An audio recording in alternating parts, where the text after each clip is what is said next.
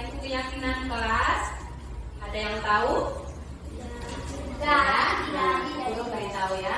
Keyakinan kelas merupakan nilai-nilai kebajikan yang nanti akan diterapkan selama kalian bersekolah di SD untuk 03. Harapannya nanti setelah kalian menyusunnya, kalian menyepakatinya, kemudian meyakininya, selanjutnya dijalankan dengan sepenuh hati. Ini bisa dijalankan di dalam kelas, di luar kelas, maupun di rumah atau di masyarakat.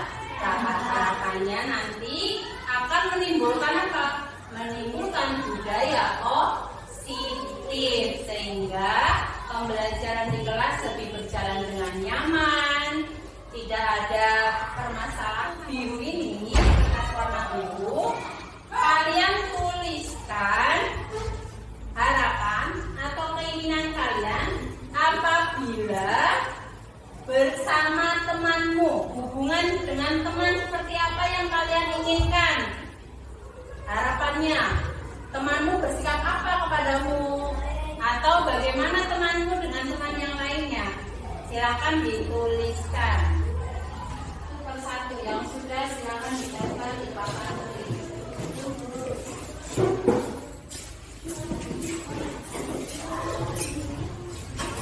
Menginginkan temannya baik? Ya. Semua menginginkan temannya tidak nakal? Ya. Tidak curang? Ya. Berarti kita sepakat satu hal, bahwa siswa atau kami saling apa ya? Nilai apa yang perlu ditingkatkan? Saling menghormati. Berarti kita sudah dapat nilai satu, keyakinan satu, yaitu satu, kami saling menghormati. Dua, ada di sini saling berbagi, saling menolong, kemudian tidak sombong. Nah, ini bisa jadi satu nilai. Itu apa ya? Saling berbagi itu nilai apa ya? Peduli. Kita tingkatkan kepedulian kita selama di sekolah, siap? Ya. Jadi ketika temannya tidak bawa pulpen, melupakan, harus saling peduli, jangan cuek saja, tapi pinjami temannya. Siap? Bisa seperti itu ya? Diyakini? Ya, berarti yang kedua kita dapat poin, yaitu kami saling apa? Peduli. Jadi siswa kelas 4 itu saling peduli. Ada makanan satu ya dibagi temannya yang nggak makan ya. Saling peduli. Sesama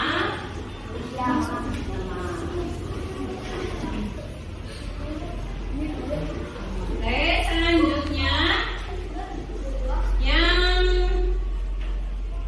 merah. Yang merah tentang kelas dan sekolah kita.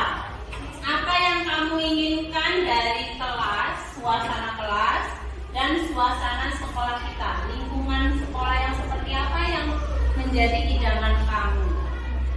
Kelas yang seperti apa yang menjadi idaman kamu, yang kamu inginkan seperti apa? Nanti kita ciptakan bersama-sama. Kelas bersih, ramah dan tertib. Saya kelasku bersih dan nyaman.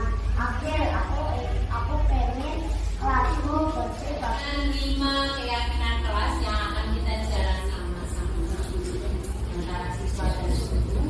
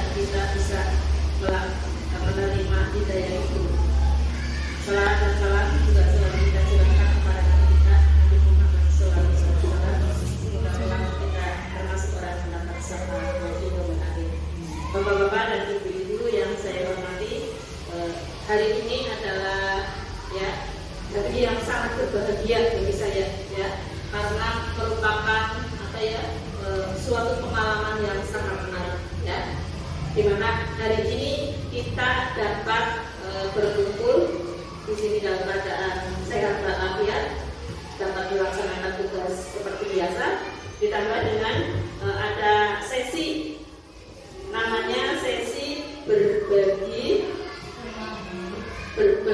pemahaman budaya positif. Assalamualaikum warahmatullahi wabarakatuh. Waalaikumsalam warahmatullahi wabarakatuh. Pertama-tama mari kita panjatkan puji syukur kehadirat Allah SWT karena pada siang hari ini kita bisa berkumpul belajar bersama dalam sesi berbagi pemahaman budaya positif. Selanjutnya, yang pertama saya ucapkan terima kasih kepada ibu kepala sekolah dan para guru serta tenaga kependidikan yang kali ini menyempatkan waktunya untuk saya, Fitri Haryani SPDDC, calon guru penggerak angkatan 7 dari SD Negeri Guntur 03 Kabupaten Cilacap, untuk berbagi pemahaman tentang budaya positif. Selanjutnya, pemahaman konsep budaya positif. Adapun rinciannya, konsep-konsep kunci mengenai budaya positif yaitu yang pertama, perubahan paradigma belajar, kedua, disiplin positif, yang ketiga, motivasi perilaku manusia, keempat, kebutuhan dasar, posisi kontrol, restitusi, keyakinan kelas, dan segitiga restitusi.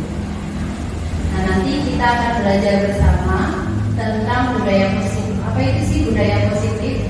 Jadi ketika kita sebagai institusi sekolah itu memiliki visi, Bapak Ibu, sekolah punya visi, guru juga punya visi. Visi itu tujuan yang kita harapkan atau kita inginkan. Nah, dalam mencapai visi, kita memerlukan suatu tindakan.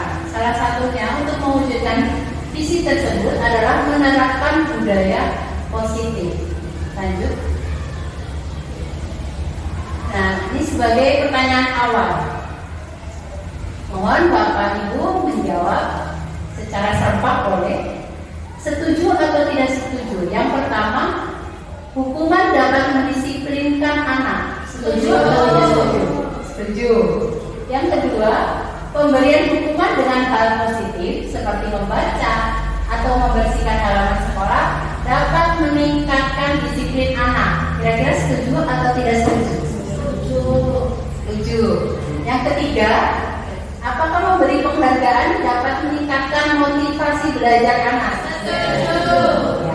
Dari ketiganya ini semuanya ada yang setuju, ada yang tidak setuju mungkin dalam hatinya ya. Iya. Ada yang sudah mempraktekkan, ada yang tidak dipraktekkan. Nah, nanti kita akan belajar apakah hukuman atau penghargaan itu efektif dalam peningkatan disiplin anak. Selanjutnya, nah kemudian coba perubahan paradigma. Coba Bapak Ibu guru genggam kepal tangan sekencang mungkin dalam benak Bapak Ibu guru. Itu Bapak Ibu guru sedang memegang sesuatu yang paling berharga, ya, sesuatu yang paling berharga di dalam genggaman Bapak Ibu guru.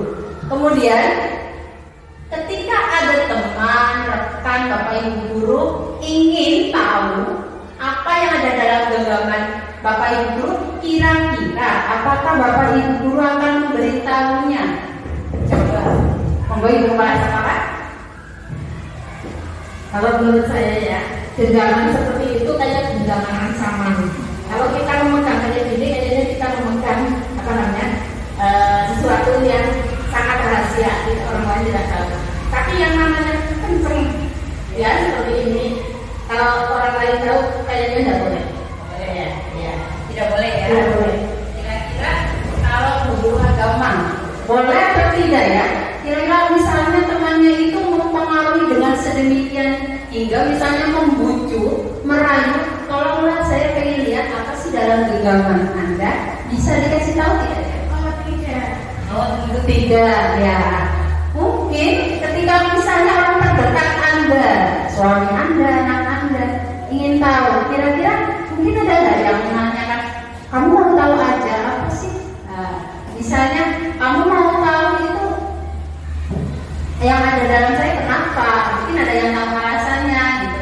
Kenapa mau tahu? Ya nanti baru saya kasih tahu, bukan? Gitu ya. Ada yang mau menggenggam, tidak boleh buka. Ada yang silakan kasih tahu teman. Nah, di dalam hal ini maksud saya itu adalah mencari tahu. Jadi ketika kita menggenggam sesuatu, kita membuka genggaman kita itu atas kemauan kita sendiri atau orang lain? Sendiri ya. Walaupun ada dari pengaruh lain, minta tolong buka, tapi tetap yang membuka adalah diri kita sendiri. Kita ambil poin yang pertama ya. Jadi posisi kontrol itu adalah pada diri sendiri. Mau dibuka atau tidak genggaman itu pada diri sendiri. Selanjutnya, nah inilah teori kontrol atau teori pilihan. Ilusi kontrol. Ilusi itu nyata atau tidak ya Bapak Ibu Guru? Tidak ya. Anggapan. Hanya anggapan bahwa itu kita merasa, tapi sebenarnya tidak. Yang pertama, ilusi bahwa guru itu bisa mengontrol murid. Kita merasa bahwa kita bisa mengontrol murid kita. Sebenarnya tidak. Yang kedua, ilusi bahwa kritik dari membuat orang merasa bersalah. Ilusi membuat bahwa kritikan kita sehingga orang merasa bersalah dapat menguatkan karakter. Misalnya kita memberitahu anak kesalahan-kesalahannya sehingga anak merasa bersalah, itu bisa mengubah karakternya. Itu ternyata hanya sebuah ilusi. Kemudian yang ketiga, ilusi bahwa semua penguatan positif, semua penguatan positif, misalnya pemberian penghargaan, ujian, itu bisa bermanfaat bagi perkembangan pesantren. Kemudian yang ketiga, bahwa ilusi orang dewasa punya hak untuk memaksa. Kita sebagai orang dewasa di sini ya, paling dewasa dengan anak-anak kita punya hak untuk memaksa anak kita belajar, untuk meniru apa yang kita lakukan, apa yang kita inginkan. Itu hanyalah ilusi. Selanjutnya, harapannya ada perubahan paradigma dari stimulus respon ke teori kontrol atau teori pilihan. Di sini kita mencoba dari stimulus respon, kita mencoba mengubah orang agar berpandangan sama dengan kita. Seharusnya pada teori kontrol konsepnya kita berusaha memahami pandangan orang lain tentang dunia. Kita berusaha memahami, mereka punya pandangan, kita punya pandangan, kita tidak bisa memaksakan. Yang kedua, perilaku buruk dilihat dari suatu kesalahan. Misalnya orang berbuat salah, kita sudah mengejas itu buruk.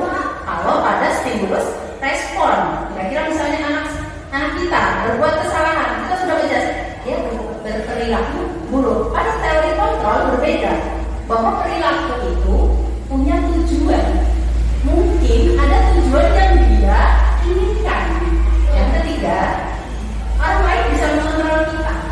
Tapi pada teori kontrol, hanya kitalah diri sendiri yang bisa mengontrol diri kita.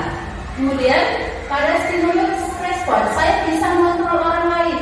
Pada teori kontrol, tidak. Dia pemaksaan. Pada saat bujukan kita gagal, misalnya kita sudah membujuk, kemudian akhirnya kita paksa. Boleh pada stimulus respon, tapi pada teori kontrol itu ada kolaborasi atau konsensus menciptakan pilihan-pilihan baru. Apa tindakan-tindakan untuk memperbaiki dari kesalahan. Kemudian dari stimulus respon kita berpikir menang kalah. Ketika orang dewasa sudah mengontrol, ibaratnya dia menang. Yang ini kalah. Pada teori kontrol harusnya win-winner atau menang-menang. Jadi tidak ada yang kalah. Di sini merasa berubah, kita berhasil. Yang di sini ada perubahan positif. Selanjutnya, nah ini adalah disiplin positif menurut teori kontrol atau teori pilihan dari William Glasser. Nah, jadi Anda tidak bisa mengontrol orang lain, Anda hanya bisa mengontrol diri sendiri. Kemudian semua perilaku punya tujuan yang tadi sudah disampaikan. Nah, sekarang saya ingin menyampaikan bahwa disiplin, apa sih itu disiplin?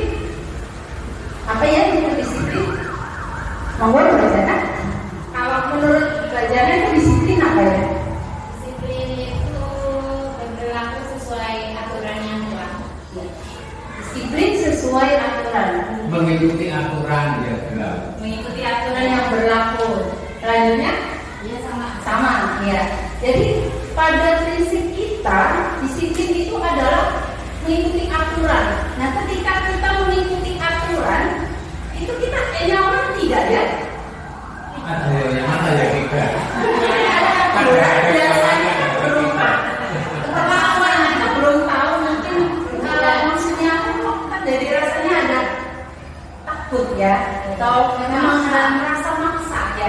Di sini bahwa disiplin itu bukan pada taat peraturan, tetapi kepada belajar kontrol diri. Disiplin itu adalah belajar mengontrol diri sendiri dengan menggali potensi kita agar mencapai tujuan yang mulia, yaitu sesuatu yang menjadi seseorang yang dia inginkan berdasarkan nilai-nilai yang diharapkan. Itu disiplin yang sesungguhnya. Jadi kita menyuruh orang lain atau untuk kita sendiri ya. Disiplin itu adalah bagian dari belajar mengontrol diri supaya kita bisa mencapai nilai-nilai kebaikan yang pada umumnya dihargai. Selanjutnya, nah ini penghargaan. Biasanya bapak ibu guru kan ketika melihat anak didiknya berprestasi, mengikuti aturan atau mendapatkan nilai misalnya nilai yang bagus, kita kasih penghargaan ya. Ada yang memberi penghargaan berupa pujian pada seseorang yang bagus. Ada juga yang memberi penghargaan bintang. Ada juga yang memberi penghargaan berupa stiker. Ya, sudah ya. Itu ternyata penghargaan itu berlaku sama dengan hukuman. Dalam arti meminta atau membujuk seseorang melakukan sesuatu untuk memenuhi suatu tujuan. Jadi itu merupakan dorongan eksternal, bukan dari dalam diri sendiri. Orang lain mempengaruhi kita, padahal dalam teori kontrol itu bukan tujuan utamanya. Jadi penghargaan, kalau kita terus-menerus memberikan penghargaan kepada anak, itu bisa menurunkan kualitas. Jadi anak tidak bisa belajar sepenuh hatinya, kualitasnya menurun, kemudian kreativitasnya juga bisa mati. Lalu dia mengurangi motivasi intrinsiknya dari dalam diri.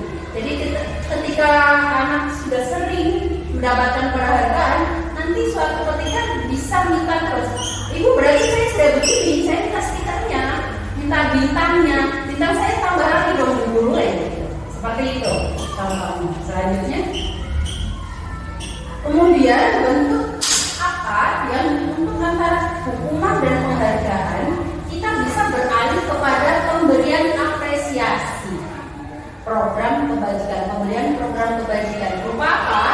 Bisa apresiasi atau pengakuan dalam beberapa hal. Misalnya kita beri pengakuan secara khusus kepada seseorang, misalnya secara pribadi atau kepada semua murid namun bergantian.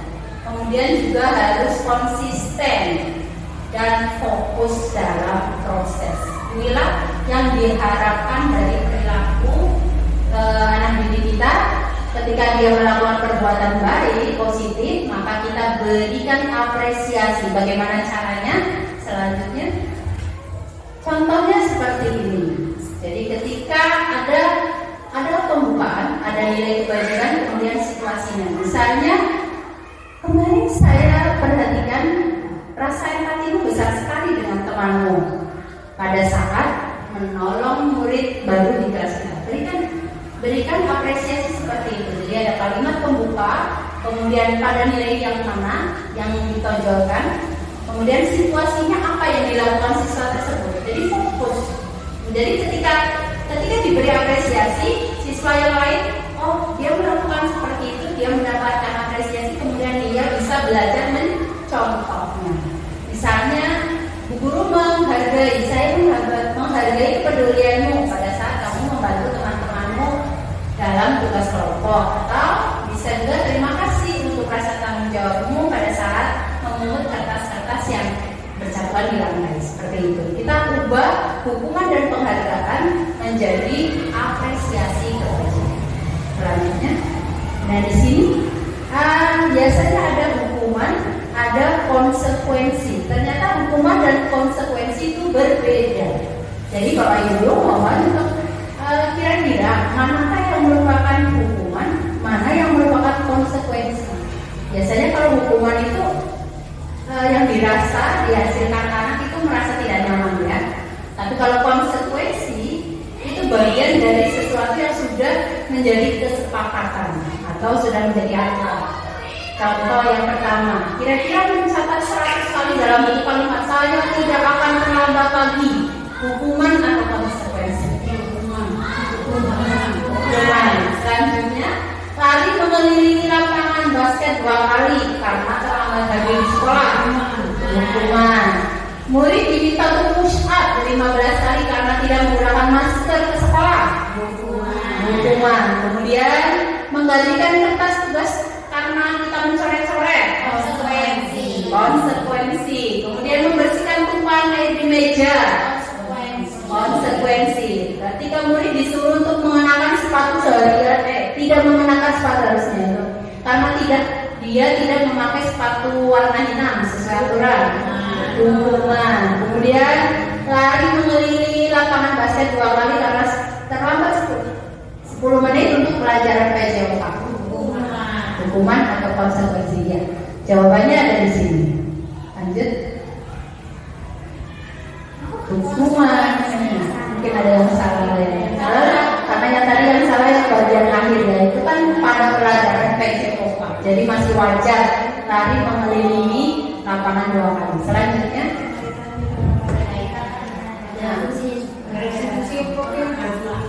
dari hukuman konsekuensi ada nilai tengahnya, atau di antara konsekuensi dan hukuman itu ada restitusi. Bapak Ibu Guru, harapannya nanti kita tidak hanya menghukum, kita meminimalisir hukuman dan konsekuensi, kita ubah menjadi restitusi. Apa itu restitusi? Di sini restitusi merupakan proses menciptakan kondisi bagi murid untuk memperbaiki kesalahan mereka. Jadi kalau murid berbuat salah, itu berupa penciptaan kondisi bagi murid untuk memperbaiki kesalahan mereka sendiri, sehingga mereka nanti bisa kembali pada kelompok mereka. Jadi ketika murid itu berbuat salah, dia sebenarnya merasa kalau dia punya salah. Jadi dia terasingkan dengan kelompoknya. Nah, kita menciptakan kondisi supaya mereka bisa memperbaiki kesalahan, sehingga mereka bisa punya jiwa positif, akhirnya bisa kembali ke kelompoknya dengan karakter yang lebih kuat tentunya. Nah, misalnya tanggung jawabnya yang lebih kuat seperti itu. Dan restitusi juga merupakan proses kolaboratif yang mengajarkan murid untuk mencari solusi untuk masalah mereka. Jadi kalau pada bedanya restitusi dalam konseling, ya, Bapak Ibu kan pernah dengar ada BK ya, bimbingan konseling. Biasanya kalau BK itu guru BK itu memberikan solusi, ya, memberikan solusi atau alternatif pilihan dari kesalahan dari siswa yang dialami. Tapi kalau restitusi itu kita menggali bagaimana sih cara menyelesaikannya dari siswa itu sendiri. Itu restitusi. Bagaimana membantu murid berpikir tentang menjadi orang seperti apa sih nantinya kamu, akan seperti apa, tujuannya seperti apa, tentunya menjadi orang yang lebih mulia. Bagaimana mereka bisa memperlakukan orang lain seperti itu menurut Gosen tahun 2004 ya. Ini bedanya hukuman dan konsekuensi dan restitusi. Jadi kalau hukuman itu sesuatu yang menyakitkan bagi yang dihukum, kalau konsekuensi itu merupakan sesuatu yang harus terjadi, restitusi itu pilihan. Dia mau berubah atau tidak, tapi kita sebagai guru memberikan pilihan-pilihan. Kemudian murid itu merasa tidak nyaman dalam jangka waktu panjang. Mungkin yang namanya hukuman itu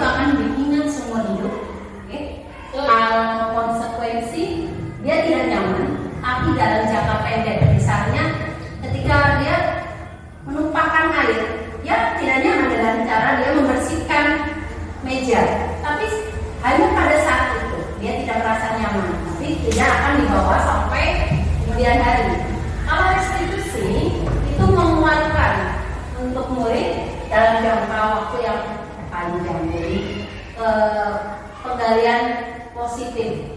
Kemudian dalam hukuman, korban mendapatkan keadilan. Biasanya kalau ada orang yang berkelahi, yang membuat masalah, itu yang dihukum, korbannya merasa senang ya, karena dapat keadilan. Nah, pada konsekuensi, korban bisa diabaikan. Kemudian dalam restitusi, korban bisa mendapatkan gantinya, yang mana kita disepakati bersama antara korban dan pelaku. Kemudian murid akan tersakiti pada hukuman, murid akan tersakiti. Kemudian pada konsekuensi juga tidak nyaman. Pada restitusi itu yang diharapkan adalah penguatan positif. Kemudian dalam hukuman ada perilaku pasif, agresif, kemudian meningkat ya. Nanti mungkin bisa karena dia diberi hukuman, dia malah akan lebih, bukannya jerah, tapi dia bisa mungkin ada dendam seperti apa. Kemudian dalam konsekuensi itu perlu monitoring dan supervisi dan terus menerus. Kemudian dalam restitusi, murid belajar untuk bertanggung jawab terhadap perilaku. Dari Bapak Ibu bisa baca bahwa restitusi adalah kegiatan yang merupakan hal yang diharapkan akan timbul hal yang positif. Kalau hukuman tentu arahnya ke negatif. Kalau konsekuensi memang di antaranya netral. Kita memberikan karena memang ada kesepakatan. Tapi yang kita harapkan tujuan mulia adalah dengan cara restitusi. Selanjutnya. Jadi kita sudah beralih ke restitusi. Sudah beralih dari hukuman, jangan jadul ya mungkin ya, jangan sekolah militer atau ya harus pakai sepatu hitam, harus pakai ini, harus pakai ini, kalau tidak ini. Ini kita ganti dengan restitusi. Jadi ciri-ciri restitusi yang pertama yaitu bukan menebus kesalahan. Jadi ketika siswa itu bukan menebus kesalahan restitusi tujuannya, tapi belajar dari kesalahan. Kemudian yang kedua, memperbaiki hubungan. Jadi ada permasalahan, kita perbaiki hubungannya. Kemudian ada tawaran. Tawaran apa yang harusnya kita lakukan, bukan berupa paksaan. Kemudian menuntun untuk melihat ke dalam diri. Jadi penggalian informasi dalam diri, apa sih maunya, apa sih keinginannya kalian. Dan mencari kebutuhan dasar dari tindakannya. Biasanya perilaku pasti ada tujuan. Tujuan biasanya kalau perilaku yang menyimpang karena kebutuhan dasarnya tidak terpenuhi. Itu yang selanjutnya, restitusi diri adalah cara yang paling baik. Kemudian fokus pada perubahan karakter, bukan pada tindakan. Jadi kita tidak fokus pada permasalahan itu, tapi pada peningkatan karakter. Kemudian restitusi fokus pada solusi. Selanjutnya mengembalikan murid yang berbuat salah kepada kelompoknya agar bisa bergabung kembali dengan kelompoknya dengan karakter yang lebih baik, lebih kuat. Selanjutnya, nah, pada restitusi seperti ini kita buat keyakinan kelas terlebih dahulu. Atau bisa juga kalau dalam sekolah keyakinan sekolah. Bisa juga karena ini lingkupnya guru punya anak didik dalam kelasnya masing-masing, kita buat keyakinan kelas terlebih dahulu. Kenapa bukan kesepakatan kelas? Yang namanya yakin itu kan nama lain dari percaya. Percaya itu berarti dia meyakini sepenuh hati. Kalau sudah yakin sepenuh hati, dia merupakan hasil bersama, maka itu akan dijalankan dengan sepenuh. Selanjutnya, mengapa tidak peraturan saja? Mengapa harus keyakinan kelas? Nah, seperti ini. Mengapa kita memiliki peraturan harus menggunakan helm bila mengendari kendaraan roda 2? Mungkin ada yang berpendapat bahwa menghindari polisi, tilangan atau seperti apa. Tapi pada dasarnya kita pakai helm itu hanya untuk apa?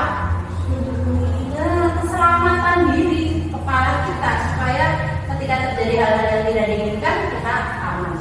Itu kan seperti itu. Jadi tujuan yang paling dasar yang diinginkan dari keyakinan kelas, apa yang ingin kita ciptakan.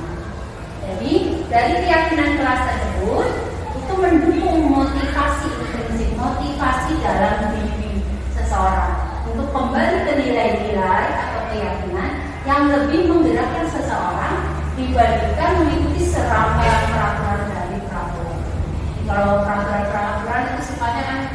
apa, kita hindari. Tapi kalau keyakinan, kita kembalikan kepada sepenuh hati bahwa kita melakukan ini karena ada tujuannya.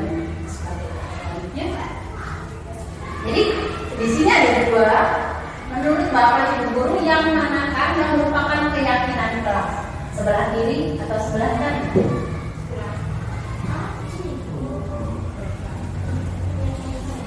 Mana? Sebelah kanan atau sebelah kiri? Kanan. Ya. Di sini coba kalau sebelah kiri dia datang tepat waktu, mengucapkan salam. Itu kan ibaratnya tindakan, serangkaian tindakan yang dilakukan oleh siswa. Harus datang tepat waktu, mengucapkan salam, jaga kebersihan. Nah, itu tindakan serangkaian tindakan yang sepertinya siswa akan merasa terpaksa melakukan karena itu berkaitan dengan kesepakatan yang sudah menjadi aturan dalam kelasnya. Tapi pada keyakinan kelas itu menggunakan kalimat positif. Kami guru dan murid saling menyayangi. Seperti apa tindakannya? Yang menyayangi, misalnya menghargai temannya, tidak mengolok-olok seperti itu. Kami murid yang semangat belajar, tidak maksudnya tidak terlambat dengan ditunjukkan kegiatannya itu tidak terlambat, bersemangat, mendengarkan guru, itu bagian dari semangat belajar.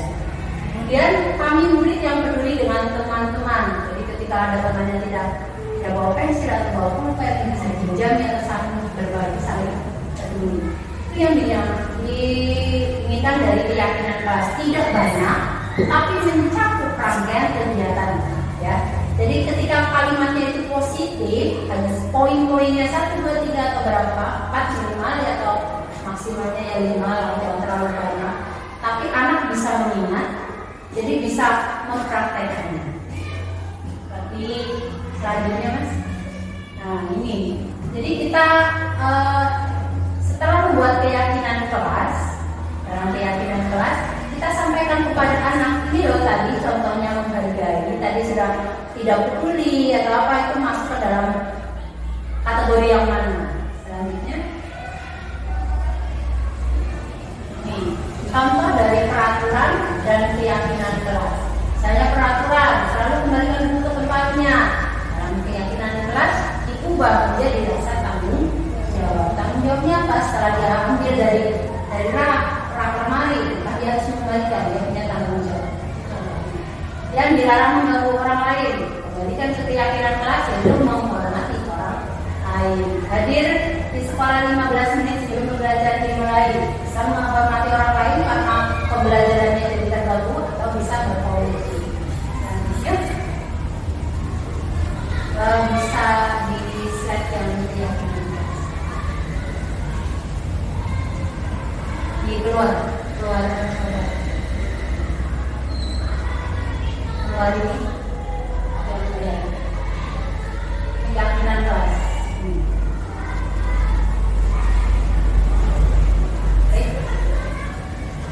Ini contoh penyusunan keyakinan kelas yang sudah saya laksanakan di kelas 4.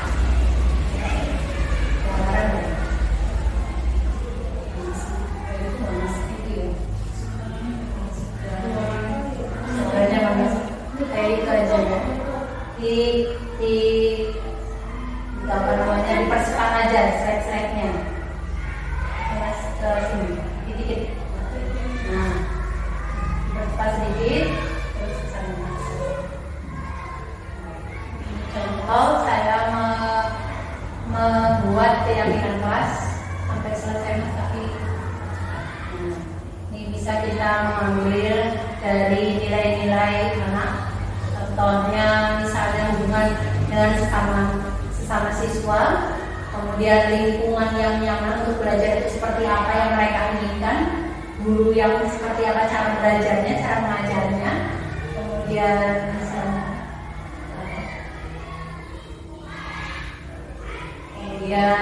bisa juga dari penggalian anak, apa yang anak inginkan dari misalnya hubungan dengan teman. Mereka akan menulis macam-macam. Aku ingin temanku tidak nakal, aku ingin temanku baik kepadaku, misalnya seperti itu. Nah, kita dapat 1 poin yaitu kami saling nanti. Kemudian ada yang juga aku ingin temanku berbagi denganku atau menolongku misalnya dalam diskusi, itu berarti kepedulian yang dijalin itu dari aspirasi siswa. Kemudian dapat disimpulkan, kemudian diciptakan 5 keyakinan kelas selanjutnya materi teknik.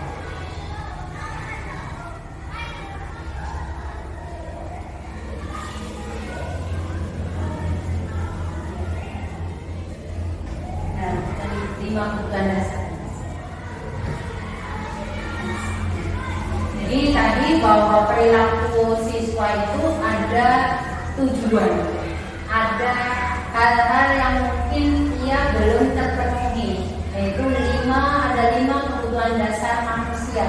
Jadi ketika ada permasalahan, ketika ada tindakan yang menyimpang, itu mungkin salah satu di antara 5 kebutuhan dasar itu tidak terpenuhi. Seperti apa? Rasa sayang atau diterima, kasih sayang dan diterima. Kemudian ada penguasaan, kemudian ada kesenangan, bertahan hidup, kebebasan. Jika ada hal itu yang tidak terpenuhi, mungkin anak akan bertindak di luar atau menyimpang atau membuat masalah. Misalnya dia bosan duduk terus di dalam kelas. Nah, berarti dia merasa tidak bebas seperti itu. Dia tidak happy di dalam kelasnya, jadi dia malas-malasan, mungkin kesenangannya tidak terpenuhi. Kemudian ada mungkin gurunya nggak pilih kasih atau bagaimana, jadi dia seperti diabaikan, jadi dia tidak menerima kasih sayang dari guru.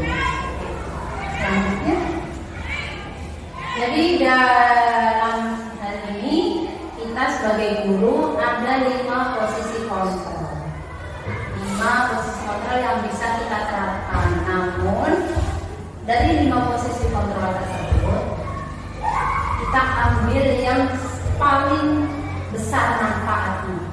Kita kenali ada 5 posisi kontrol, mungkin yang ada yang sudah tahu. Di sini ada posisi kontrol penghukum, ibu menghukum. Ada juga posisi kontrol pembuat rasa bersalah. Kemudian teman, sebagai pemantau, dan selanjutnya sebagai uji. Mari kita kupas satu persatu. Kita di posisi mana yang sudah pernah kita lakukan, atau kita baru berada di posisi mana yang sudah kita terapkan. Misalnya posisi penghukum, guru berbuat seperti ini, menghardik, menunjuk-nunjuk, ini kamu yang salah. Nah itu menyakiti, menyindir, itu posisi menghukum. Kemudian membuat rasa bersalah, ceramah, biasanya guru, kamu itu loh harusnya kamu kan nggak seperti ini, ibu guru kecewa sekali. Itu biasanya membuat orang merasa bersalah. Kemudian posisi teman bisa dengan alasan-alasan, kamu gimana sih, masa kayak gitu. Nah, kita memposisikan diri sebagai teman dari siswa. Kemudian sebagai pemantau biasanya menghitung dia melakukan kesalahan berapa kali. Nah, itu pemantau. Biasanya dia ada ukuran perhitungan gitu. Kemudian dalam manajer dia mengajukan berbagai pertanyaan. Itu biasa yang disampaikan misalnya dalam buku. Kemudian hasilnya sudah bisa dilihat. Jadi si penghukum misalnya memberontak, menyalahkan orang lain, berbohong. Biasanya anak kalau dihukum hasilnya malah dia akan berbohong supaya tidak kena hukuman, atau dia malah menyalahkan orang lain, bukan saya kok bu, ya itu yang salah. Nah, biasanya itu sesi penghukum seperti itu. Kemudian pembuat berasa bersalah pun seperti itu. Kalau teman biasanya tergantung, punya rasa ketergantungan pada gurunya. Kalau pemantau biasanya bisa menyelesaikan diri. Kalau diawasi, nah dia berbuat baik. Tapi kalau tidak, dia semuanya sendiri. Tapi kalau manajer, dia akan menguatkan pribadi. Dilihat atau tidak, dia akan bersikap baik. Kaitan dengan dunia berkualitas yang diharapkan dari posisi manajer, murid meletakkan dirinya sebagai individu yang positif dalam dunia berkualitas. Dan mungkin murid akan berkata ketika dengan guru yang menghukum, dia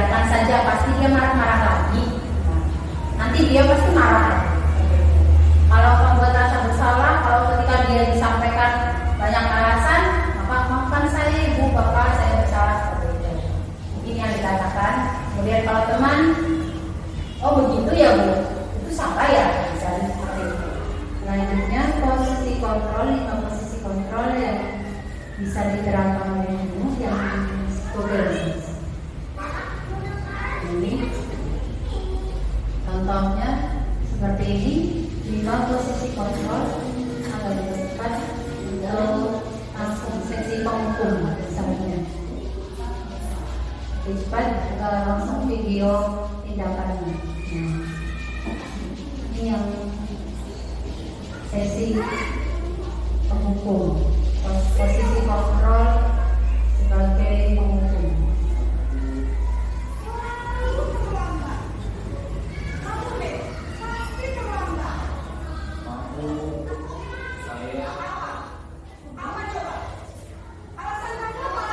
Ini ada caranya diperhatikan bahwa seorang penghukum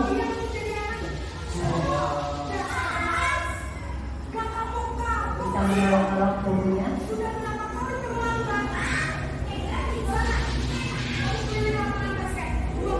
Ini bentuk hukuman dari kesalahan.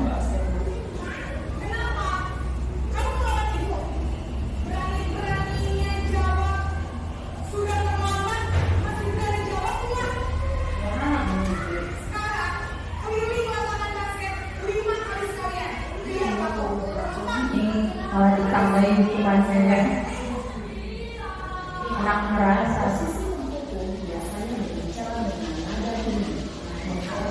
bentuknya seperti itu, seperti ini. Selanjutnya video yang kedua, ini contoh posisi membuat rasa bersalah. Bagaimana cara dia menyampaikannya ketika siswa sama tadi kasusnya terlambat. Kita tahu bahwa dia terlambat.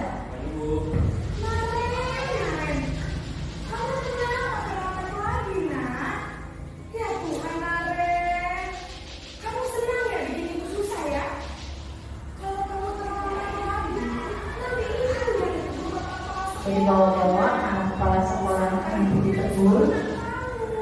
Dia merasa bersalah siswa.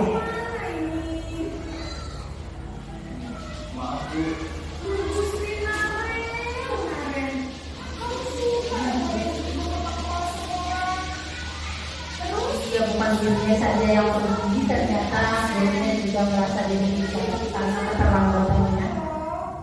Ibu harus apa coba? Maaf Bu, maaf sekali. Ya sudah, lain kali jangan bikin kesal lagi anak ya. Ibu tidak akan pernah lagi ngomong begini terus. Bisa jantungan kalau ibu tegur bapak pasrah. Maaf ya Bu, maaf sekali. Tadi mungkin nanti dalam hatinya sampai kelas ya, aduh nanti guru betul nggak bisa mau kepala sekolah, saya udah salah, udah gimana lagi guru selanjutnya. Nah ini posisi yang ketiga dari teman.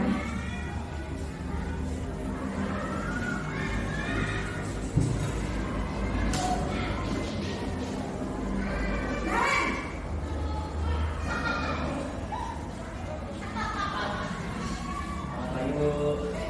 Wah, sudah jam berapa ini nak? Lambat lagi ya sayang. Iya Bu, Jadi habis semangat. Bu saya udah memotong saya Bu. Kamu malah menyalahkan ibu kamu. Kamu bukannya orang yang paling kencang. Kok yang lambat sih?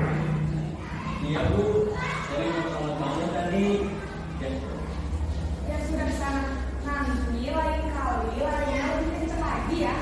Biar gak terlambat lagi. Bikin seneng ibu. Demi ibu. Bisa kan? bisa Bu. Ya sudah Kalau kita memposisikan diri sebagai teman, kamu ini ada-ada saja. dia anak merasa nyaman walaupun dia berbuat salah. Sudah ibu untuk menjaga suasana. Dia bilang selanjutnya posisi pemantau, monitor. Biasanya guru akan memonitor siswa yang terlambat.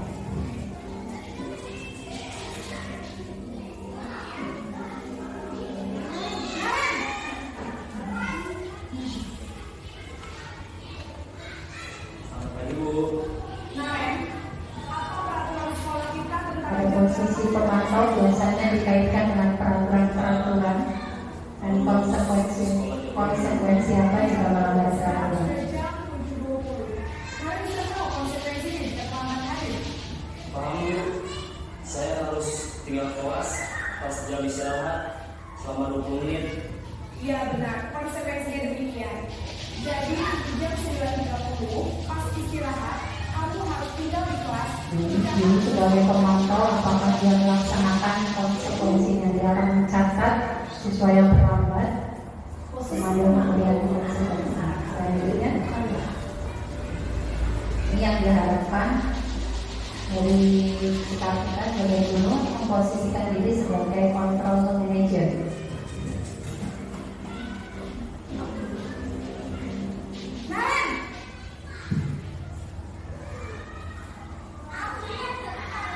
Jadi Bu, Selamat pagi Naren.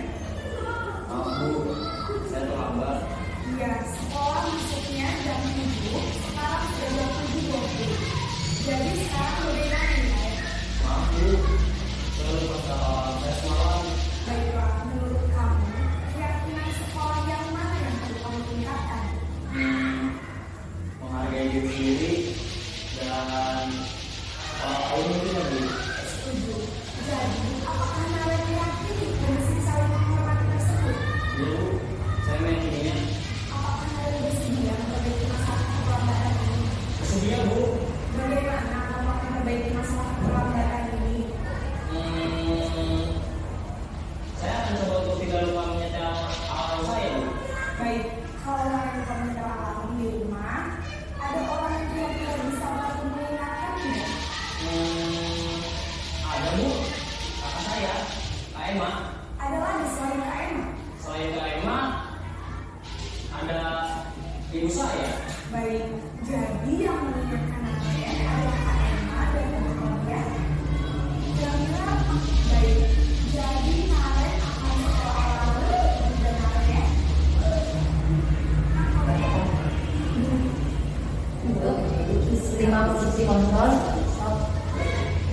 Jadi yang kelima ini anak tidak merasa bersalah, maksudnya tidak merasa disalahkan seperti itu. Kemudian ada tindakan-tindakan untuk memperbaiki kesalahannya, dan itu berasal dari siswa sendiri. Jadi dia apa yang dia lakukan kelanjutannya agar mengatasi kesalahannya seperti itu. Kemudian lanjut ke kepentingan.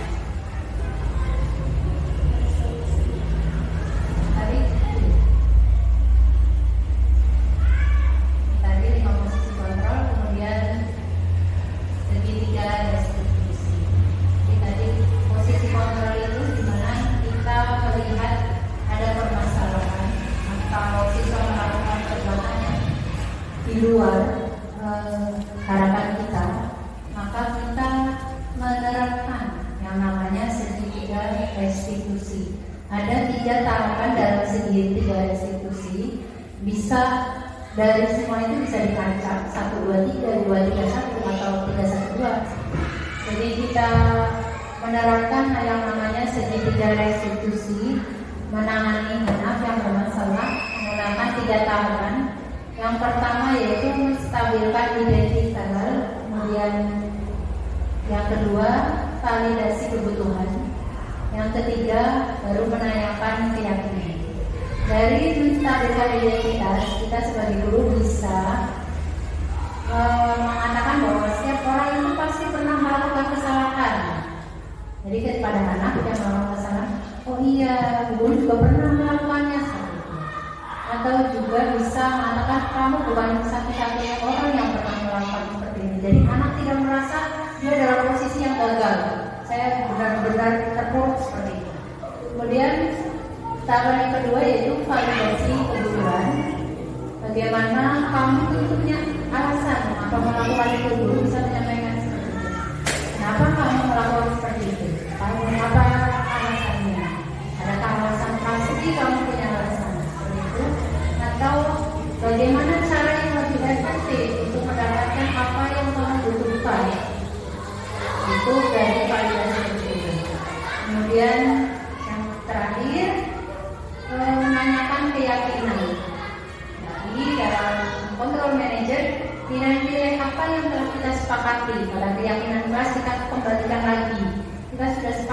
seperti ini, kamu berarti tidak melaksanakan keyakinan kelas kita. Atau bisa juga kamu ingin menjadi seperti orang seperti apa, pribadi seperti apa yang kamu inginkan. Terus untuk meningkatkan nilai-nilai kebajikan ke foldernya.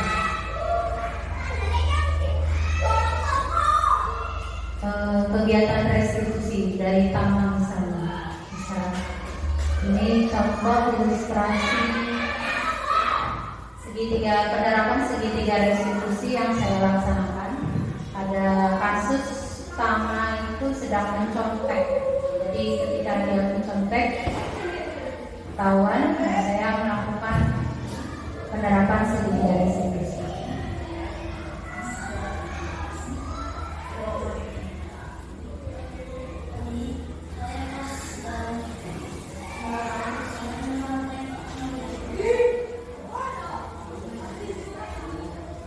Kemudian ada dua kasus ilustrasi ketika ada dua teman, dia mengolah temannya, saya panggil, dia menanyakan dengan menerapkan segitiga restitusi. Jadi yang pertama menanyakan,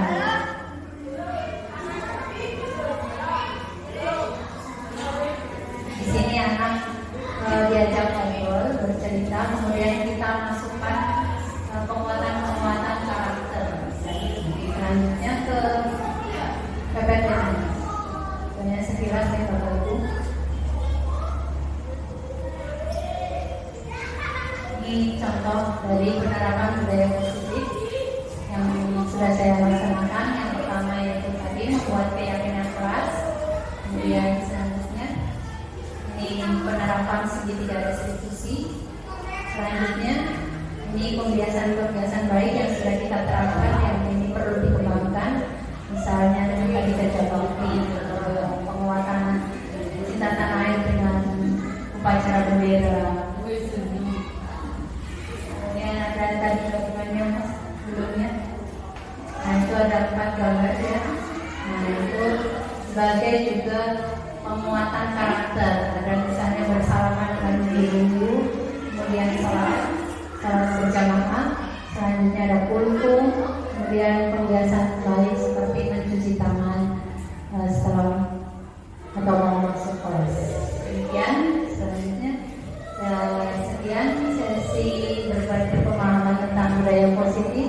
Semoga bermanfaat, kita bisa melaksanakannya agar budaya positif itu tidak hanya dari pemahaman kita, tapi itu tercipta bersama sehingga kita bisa mencapai misi kita. Kemudian apabila ada kekurangan, mohon maaf. Wassalamualaikum warahmatullahi wabarakatuh. Saya sampaikan.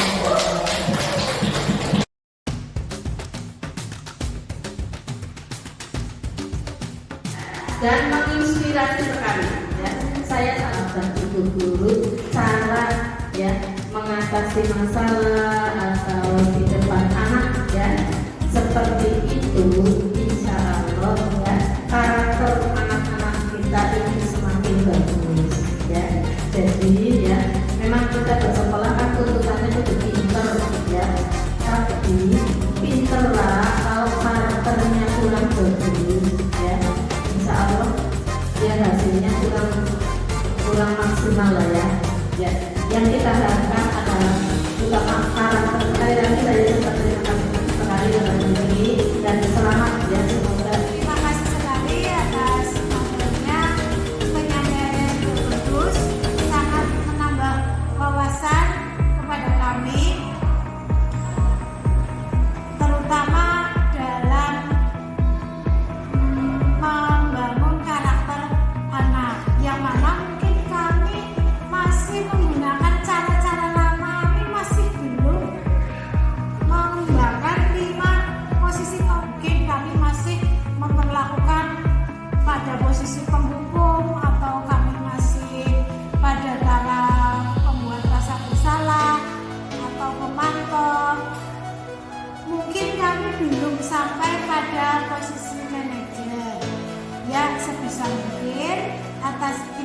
kasih atas ilmu dari yang disampaikan